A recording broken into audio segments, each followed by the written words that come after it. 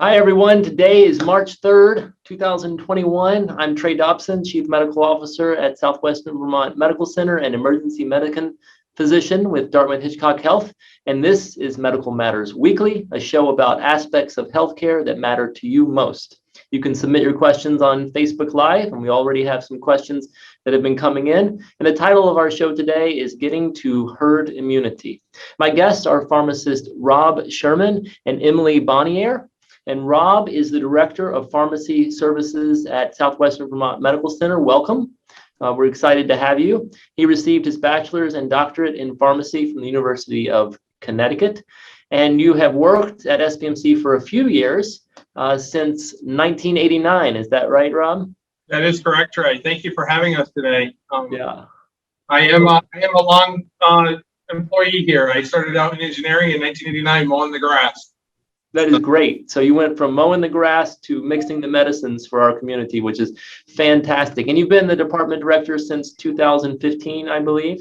That's correct. Yeah, thereabouts. 2014, 2015 was when I transitioned out of my clinical coordinator role or clinical specialist over to the directorship. And that wasn't enough, so you did a residency in infectious disease. Correct, I did. I studied at Hartford Hospital. And I did that, following my doctor of pharmacy. And just recently, I finished my master's in healthcare administration. Yeah, that's great, by the way. Congratulations. Real quick, what does a pharmacist who does a fellowship in infectious disease do? What kind of expertise does that give you? So we're, very much a part of the healthcare team. We practice alongside of the infectious disease, fellows, students, or residents, and house docs. I was fortunate enough to get accepted into a PGY1 in a infectious disease rotation at Hartford Hospital, and the residency served me well, and I came back here and worked alongside of Dr. George. That's great. Which worked out well. Do you still mow the grass any? Only at my house. Okay, all right. And Emily is a pharmacy clinical coordinator and clinical pharmacist at SVMC, and we're so psyched to have you, Emily. Thank you for having me. So just real quick, before I get into your background, where are you right now? Like, what is that behind you? So I'm actually in the picking station in the pharmacy, where all of the unit dose medications are that our technicians work to pick things for the fills up on the inpatient units. That's really cool. That's a lot of little boxes back there, or category things. So you received your bachelor's in pharmaceutical sciences and your doctorate of pharmacy. So you are a doctor of pharmacy from Albany College, correct? Correct. That's awesome. And you've been with SVMC for a number of years, since 2017? Yep. That's great. All right, so I'll start with you, Emily. Just, what we're going to do is spend a little bit to get to know you, understand what pharmacy is about, and being a pharmacist is about, and then we're going to go into some of the aspects of COVID and the pandemic, and then we'll sort of wrap up talking about some of the differences and all the vaccine choices that are out there. So, Emily, where did you grow up? So I grew up in Troy, New York. I have mom and a dad, and then a younger sister. Great. And then did you go right into pharmacy? So no, I initially didn't want to be a pharmacist at all. So I'm actually a fourth generation pharmacist. Oh, so wow. My family owns an independent pharmacy down in Troy, New York, named Lindsay Drug Company. My great grandfather started it, and I didn't want anything to do with pharmacy coming out of high school. So Sure. I went and got my bachelor's in pharmaceutical sciences, where I wanted to do research. And then I was looking for an advanced degree and decided to go back for pharmacy and to get my PharmD. That's awesome. So PharmD, just tell me a little bit about that real quick. So you're a doctor in pharmacy, is that right? Correct. So the degree program is a little bit longer than the bachelor's program. So they've actually changed it to a doctorate program, which includes a bunch of advanced practice experiences. So pretty much you work for a year in different settings, trying out different pharmacy locations and services, and you decide where you would like to work and where you would like to be. Okay. And so I'm going to move a little bit and say, when you're not talking about pharmacy and doing pharmacy, where do you live? Do you live here in Bennington? I actually live right over the border in Pittstown, New York. Okay. And what does a typical pharmacist do when they're not doing pharmacy? What kind of recreational activities do you pursue? Typical pharmacist. Well, so I teach yoga twice a week. I enjoy hiking, and my father in his retirement actually owns a bicycle shop, so I help him with that. So I like road biking, mountain biking, that type of thing. But so we stay busy. I stay busy when I'm not at the pharmacy. Yeah. Well, maybe you're not a typical pharmacist. I don't know. I'll ask Rob. Rob, what do you do when you're not being the director of pharmacy? So like Trey, I'm I'm a local Vermonter, and like many other Vermonters, I really enjoy the four seasons here, and I spend a lot of my time outside hiking, biking. This time of year, I'm making sugar, making maple syrup. We're tapping and doing the sugaring. So you're a typical Vermont pharmacist, maybe is the way to think There you about go. that. So, when I think about being a pharmacist and what you do as a pharmacist, it's a pretty exact sort of scientific, methodical profession. Are you that way in your personal life too, Rob? Is your house like extremely neat and measured out? So, for me, more so on some things and not on others, but my family would tell you I'm probably a lot more attention to detail than I like to admit. Things are very laid out. They have a, particular place, and that's my lifestyle. And it can bug my family from time to time. What does your wife do? So my wife actually works here at the hospital. She's a 340B analyst, and she works in the pharmacy field as well. Right. So you both must have a really meticulous house. At least that's what I think of it when I go through it. 14-year-old and my dog takes care of that, Trey. That's great. So for both of you, I'll start with you, Rob. The past year, of course, for everyone in any field has changed what they do from a day-to-day, and particularly in healthcare. How has this past year affected you and your workforce, your colleagues, and anything you want to talk about even your day-to-day operations? Yeah, so the pandemic has been a challenging time for all of us, and pharmacy's been touched in many ways. We first looked at shifting our workforce from, inpatient care to outpatient services for medical inventory, to now we have a pandemic and sick patient population is coming in that we've only read about in textbooks and studied and drilled and prepared for, that we really didn't know what to expect. So our workforce, our day or our structure for our day really changed here at the hospital. We were going from thinking about caring for more critically ill patients than what we had seen in the past. And it's even evolved to this day. I mean, now we're running, helping run the clinic at SBC, and pharmacists are up there, drawing up vaccine and mixing and being very much a part of the team, and, helping getting that shot to the patient, and one dose at a time, trying to make a difference. That's great. Did you rehearse that? Because that's just an excellent answer. No. Emily, what about you? How has it changed your role? And I just want to point out, I know, and Emily has taken on some more leadership in the system and at SBMC. And so first off, we appreciate that. Thank you. But how has the pandemic changed your day to day? I think that it has helped me better use like my quick thinking skills and problem solving, and really like thinking on your feet and being able to come up with solutions in less than a day for things that are, being brought to the forefront that you thought you would have more time to figure out. And obviously with the constantly changing just medication scheme, we have to be prepared all the time and be willing to, work within the day to get some sort of process or procedure to get things done so that we can, provide patients with the appropriate care. Have you guys seen, do you use more medicines right now during COVID, or are the doctors requesting more medicines, or is it about the same?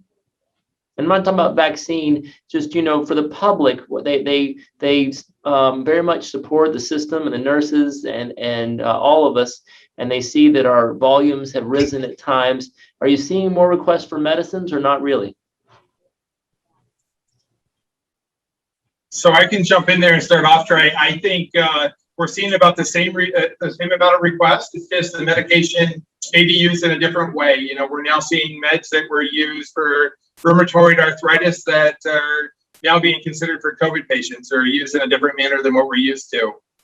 We're definitely challenged with some of our outpatient services we're offering around monoclonal antibodies, and we're seeing, again, that sicker patient population in our intensive care unit. So we are seeing a little bit of a bump there, but overall, not a huge change.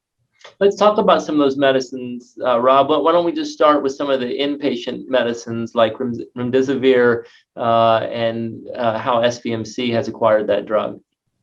Yeah, so the Residency is on. It's officially available through Vaccinated is a trade name, so we can now order it more in a direct approach versus going to the state Department of Health to get the Residency. But typically, we see that our patients are in need of the medication over a period of anywhere between 3 and 5 days. Standard therapy is for a total duration of 5 days. And then we would reassess the patient and see if we needed to extend dosing beyond that. But we're doing weekly inventory, weekly counts, and working closely with the medical staff. Dr. Marie George is, one of the consulted providers that would authorize use, and we work to make sure we have an appropriate stock here at Southwestern Vermont Medical Center. So that's a medicine you're using for patients that are hospitalized with COVID-19. Do they all get that drug? No, not all of our patients are getting it. I mean, it's based on a bunch of criteria, and we got a checklist that we go through. And if the patient is sick enough and requires the medication, certainly it's available. And we do see a fair number of patients on it at any one given time throughout the week, but not all COVID patients are requiring Remdesivir when hospitalized. Well, I want to point out that due to both of your work and that of Marie George and others in our system, SVMC has access to most any approved and accepted medication for COVID-19. And so thank you all for your hard work in making sure we get that. Let's talk about the outpatient drug, though, the monoclonal antibody and how that's being used. Let me ask Emily first off. So it's a similar, so it's a criteria process. We have a checklist and a process that we have to follow for the bamlanivimab, the monoclonal antibody that's used on the outpatient side. So obviously, once a patient meets criteria, we do have access. It is something that is being compounded and administered in the hospital. So we have to make sure we have appropriate beds and appropriate staff to be able to do that. So it's really been a process where it has included all departments, pharmacy, nursing, and just to make sure that we have it for the patients that need it or meet, the qualifications for it. That's great. And, some of those qualifications for those in the audience here who are listening is if you do get COVID-19 and you're getting pretty ill, but not sick enough to be in the hospital, and you meet certain criteria, which is a long list that has to do with things like when did your symptoms start and what are your underlying diseases that accompany the COVID-19. Regardless of if you meet all of those things, you can come into the hospital by doctor's order and we give you this infusion. Is it generally over an hour, the medicine? Yep. An hour and then an hour for monitoring. That's why it needs to be administered here where they can be watched. Right. So they hook you up to an IV. Emily prepares the drug. Well, we give it to you, then we watch you for another hour. And then, the results have been pretty good for those who are moderately sick, but not sick enough to be in the hospital. And that's a different treatment if you do get in the hospital, because then the drug's efficacy is not as good. So we have to look at other types of drugs. And that's the one that Rob was talking about there. Rob, what is that behind you? It looks like a glowing R2D2. So that is our COVID refrigeration storage unit right now. So behind me on the top shelf, you're probably getting a glimpse of Moderna. We currently have our vaccine thought out for the community clinics. As you know, we're in the age banding of the 65 plus, and we're going through a fair amount of the Moderna vaccine throughout the week. So we move it from the freezer back here, and this is where it's currently located until we go to SBC with it. Is it in a secret closet? Are you in a secret closet with a big padlock on it? No, I'm up in our mezzanine in the back of the pharmacy loft area. So we're in the back storage room. I have to tell you all, I went and vaccinated a homebound couple last week, and as I was just carrying the medicine, to my car, in my vehicle, and driving there, I just kept thinking, what if I drop it? What if I do something with this? And I'm sure you both experienced that early when you were working with the vaccine, because it is so remarkable. It seems priceless, and we want to keep it. So that fridge back there, that freezer, so you have Moderna there. Is that the ultra cold freezer? No, this is once we unthaw everything. This is their refrigeration stored between 2 and 8 degrees Celsius, or 36 to 46 degrees Fahrenheit, and it would stay here for up to 30 days under refrigeration. We also store Pfizer here once we remove it from the ultra cold storage, but those are much cooler freezers. Right. So it's the Pfizer is the vaccine that we all heard about early on that requires that super, super cold temperature, which is remarkable. SVMC, through Rob's leadership, acquired 2 of those freezers, right? Put the order in back in May, I believe, or April. Yeah, April, May. Yeah, right around that timeline. Yep. And they showed up just in time, maybe November or so, for us to be ready to hold that Pfizer. So there's only about 5 to 7 in the state, at least the last time I checked, and SVMC is one of those, allowing us to store that Pfizer. Of course, if you follow the media, you know that there's been some adjustments to that storage requirement, allowing it to be in a less cold environment for a longer period of time, which is certainly welcome in our ability to vaccinate the population.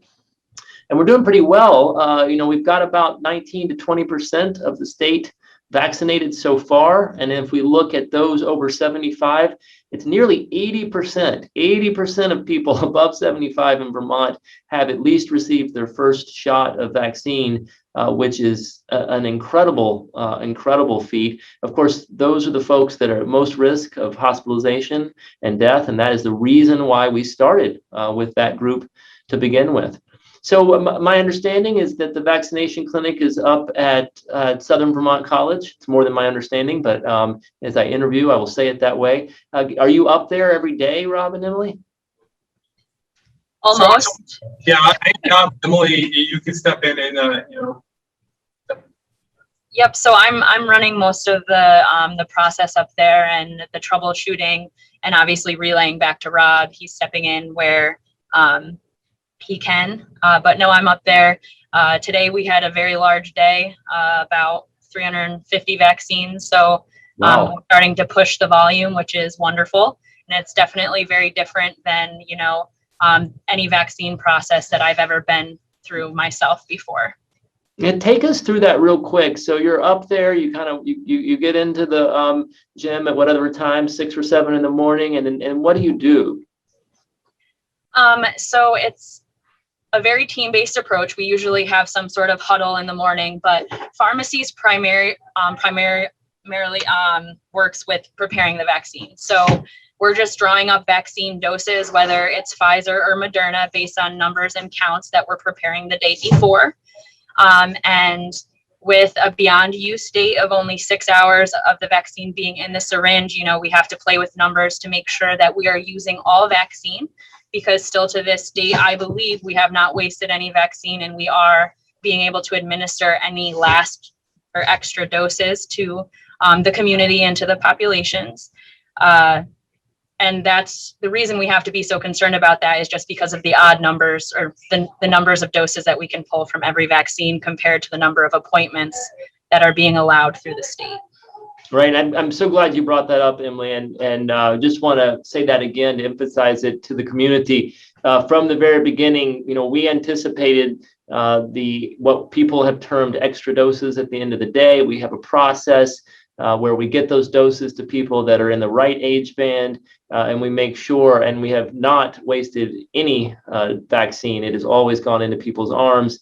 We're well above 90% in the state, but also down here locally at getting vaccine into people once we receive it within the defined timeline. And that's just wonderful. And I don't say that boasting about our process, but maybe I will a little bit. But also by doing that, I'm boasting about Rob and Emily, and then all the other many people who have made this work, made it successful, and we've got many months ahead of us, and we're moving forward. We can actually talk about that timeline in a minute, but I kind of want to get into some specifics on the vaccines because people can read about the timeline. So if we have time, I'll get to that. But let's just talk about how many vaccines do we have available now? Rob, I'll put that question to you. Currently, Trey, here at Southwestern Vermont Medical Center, we're on vaccines. We have Moderna and Pfizer, and as many of us know or have heard through the news stations, Johnson & Johnson recently received approval for emergency use authorization, which I'm hoping will bring a third vaccine to us soon. That's right. Yeah, it kind of went out there, but you said we have two right now, the Moderna and Pfizer, and then Johnson & Johnson, which people are looking forward to. Can you just tell us, Rob, real quick, what are some basic differences in those three vaccines, just that the public would want to know about? Yeah, so with Pfizer, it's Pfizer and Moderna, they're both mRNA vaccines or messenger RNA vaccines, and they're both two-shot vaccines. Pfizer's given 21 days apart, first dose, then 21 days later, you would get that second dose. Moderna, again, a messenger RNA vaccine that you administer first dose, and then 28 days later, you follow up for the second dose. Johnson & Johnson's the new vaccine that we're going to be looking at as a one-time dose only. That's in a ready-to-administer form. It's different than Moderna and Pfizer. It's developed through a DNA process, and they use a different sort of adenovirus to deliver the messenger script into our cells to help us develop our immune response when we do come in contact with the COVID virus. That's great. And so what we learned from the governor's press conference yesterday is that Johnson & Johnson will be available for a select group initially, and that are teachers and educators that will be able to receive that vaccine that we're going to be giving here at SVMC at the SVC site, at the Southern Vermont College site. The teachers will be able to sign up online for that. The exact details are still being determined, and we should hear more about that on Friday. But we do know that we will have at least 3 clinics here, probably on Saturdays, to vaccinate that group, which will be ready to begin on March 8th, probably with our first clinic here being either that weekend or the following weekend. But they will know that because they will be able to sign up. They can also sign up at Walgreens and receive Moderna or Pfizer in that way. And then eventually the supply of Johnson & Johnson will be sufficient that it can go to others and those that want it. There is that huge advantage Rob talked about, and that is a one-time shot. Rob, can you just mention a little bit real quick about the difference in efficacy and what that might mean from the trials and what people want to know? And then I can chime in with some of the stuff we've been talking about here locally as well. Yeah, certainly, Trey. I can give a real high-level overview on what I know about the trial data. I mean, you're looking at 75 to 85%, effectiveness out of the Johnson & Johnson vaccine, with 94, 95% with Pfizer, Moderna for efficacy. In my opinion, by looking through all of that, it's very hard to do a head-to-head comparison because all 3 vaccines were studied at different times with different variants that are circulating out there. So I tend to look at more of the effectiveness of the vaccine. And if we look at all 3 of the vaccines, the effectiveness is, 100% effective at keeping, patients away from severe illness and out of the hospitals. And that's, sort of how I look at it, when we look at effectiveness and, the vaccine choices that are available to us. Yeah, absolutely. And I think those endpoints are really important. If we know that all 3 of them, and then actually the 4th one that if we have time, we'll talk about, that'll be coming out soon, we believe, Novavax, which is even a different type of vaccine. And the preliminary data shows a very similar performance. It looks like these vaccines all will protect people from hospitalization, protect them from death, and not just sort of, it protects them nearly 100%. And that's why death rates are plummeting once people are vaccinated. In fact, in Israel, where 90% of those above 65 have been vaccinated, the death rate is falling to what appears to be near zero in that age group, which is just remarkable. Emily, what would you say to people who are questioning whether or not to get vaccinated? How do you explain that to your friends and your family? I always start that off is that it is ultimately their decision, right? But that I recommend getting vaccinated. Mm-hmm. And the reason why I recommend getting vaccinated is that they're all safe and effective. And, you getting vaccinated down the road could end up helping a more vulnerable person, either not get the disease at all because of herd immunity or, not risk the spread of it. So I think in a way you're protecting yourself, but you're also protecting other members of your community. And like Rob said before, all 3 vaccines are showing that they limit severe disease and hospitalization. So what the choice of which one to get, I think just get one, get the vaccine, get whatever vaccine is available to you based on your criteria, based on whatever group you fall in, because getting as many people vaccinated is ultimately the end goal. That's right. That's great. There are some people too that for very few percentage of people, very few, but they are maybe allergic to one of the vaccines. In particular, there are rare instances of people being allergic to something called propylethylene glycol, and that's an ingredient that's in Miralax and some other medications. And so that is an ingredient in both Moderna and Pfizer, and therefore Johnson & Johnson is a great alternative for that group. And I know we did get a question on Facebook wanting to know when will it be available to that group. If you truly have that allergy, if you contact me through the website, I'll work with Rob and Emily, and we should be able to get you the Johnson & Johnson vaccine. It may not be next week as soon as it's available, but it would be shortly there afterwards. We do know that the vaccine supply is increasing at a faster rate than was anticipated just a few months ago. And so we do believe that any Vermonter will have access to the vaccine by, there's a lot of reports now saying May, but let's just stick to July 1st because that was our original plan, and we think that's achievable.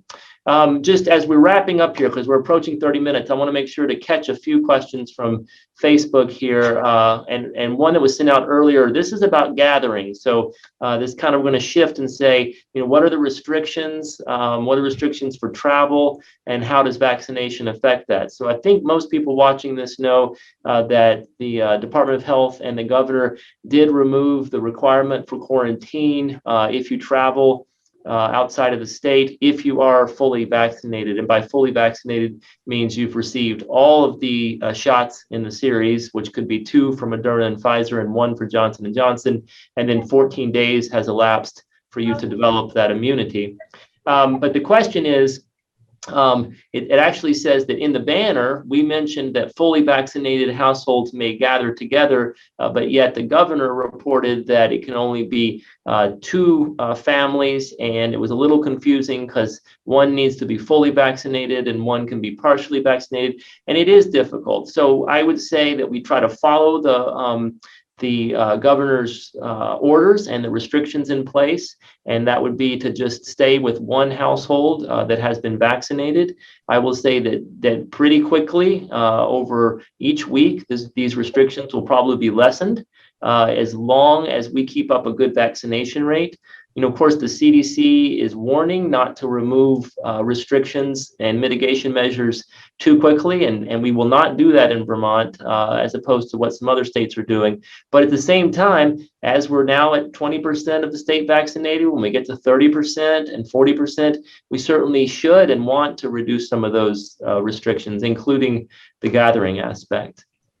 Let me just ask Rob a quick question. Does it matter which arm you get vaccinated in, your dominant arm or your non-dominant arm? I get asked that all the time.